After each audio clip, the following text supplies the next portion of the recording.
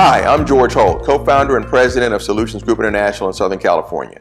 SGI was created to provide specialized security services, tactical training, threat assessments, and leading-edge anti-terrorism and counterterrorism applications to law enforcement, security, government, military, entertainment, and corporate sectors worldwide. Today we're going to talk about what to do if your car breaks down at night. A huge part of being safe on the road at night is your route selection. You want to make sure that the route you're going to take to or from wherever you're going during hours of darkness doesn't involve you going through what we would consider to be a bad area. You want to talk about and think about and look at which way you're going to go. Are there gas stations along the way? Are there what we would consider to be safe havens along the way? If there are fire stations or police stations or even hospitals, any places open 24 hours a day and has people there are places we consider safe havens. So think about your route home. The last thing you want to do is have your car break down in a bad area or an area where you don't have cell phone reception, you don't have any lighting or anything like that. So if your car does break down, if at all possible, you want to pull over and stop in a well-lit area. That could just be under a street light. It doesn't necessarily have to be at a gas station or anything, but it just needs to be, if you can get that car under a street light, make sure you do that. Then you're going to get on the phone and you're going to call for help.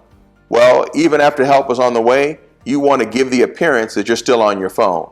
And the reason is, if someone comes up to victimize you, they know that you can at least describe them, or you can call for help more urgently or whatever if you appear to be on the phone with somebody. Here's a good little trick here.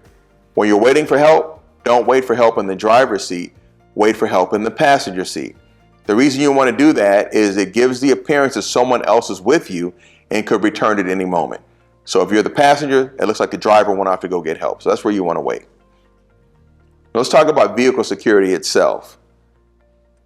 Due to the law of unintended consequences, carjacking is up due to better auto theft security. Since thieves can no longer as easily break into your car when you're not there, they now need to wait for you to come back with the keys. And this is why we've seen carjacking go up. So to protect yourself against that, let's talk about a few tips. One of the things you want to do is select your parking space appropriately. You want to park in if you're going to park in a parking lot, it should be in an area that's under a street light.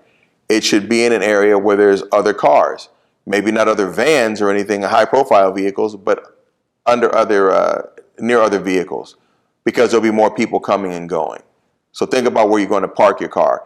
Even though you may say, well, it's daytime, sometime you go into the mall or into the store and you come out and it's dark. So be thinking about what that space is going to look like when you come out after you're done. So try to park under a light. If you have any packages or bags, if you're on one of those shopping trips or it's holiday time, you want to put those in the trunk. They may not contain valuables, but only you know that. So a thief would break in thinking that you have valuables in that bag or that parcel and bust your window and take it out of there. So make sure you put all the stuff in the trunk. When you walk out to your vehicle, have your keys ready in your hand before you start walking to the car. That does two things for you. Number one, if you have your keys in your hand, then you have your panic alarm in your hand too. Most modern vehicles have the remote sensor or the remote start have a panic alarm on them as well. So that's already in your hand. Also, and more importantly, you're not having your head down looking in your bag for your keys or rummaging through your pockets for your keys. You can actually walk right up to the vehicle and get right in.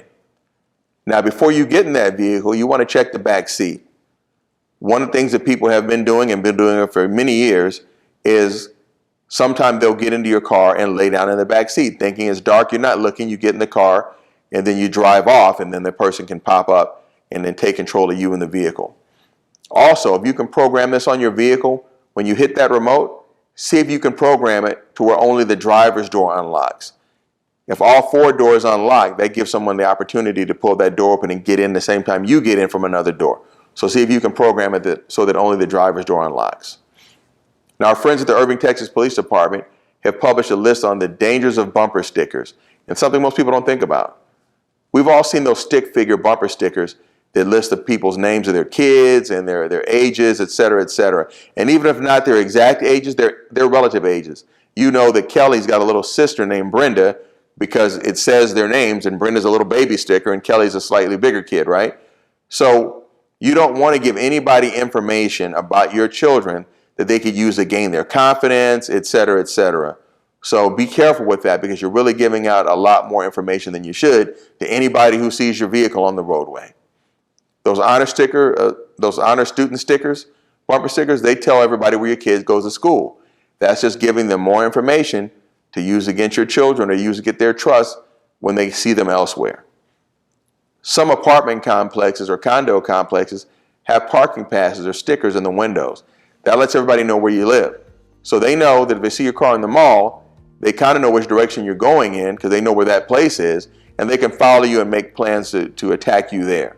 So think about that too. If you can at all take that stuff down when you're not using it, it's probably better. And the last thing is, we're all very proud of our family members who serve in the armed forces. We have a son that served with the Marine Corps in Afghanistan, and we're very proud of his service.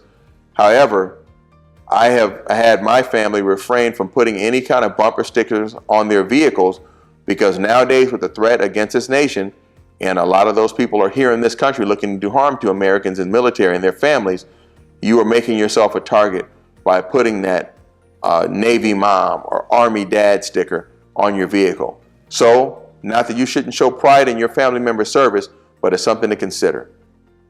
So, for more tips like this and more information like this, you can check our website at solutionsgroupinternational.com. Be safe.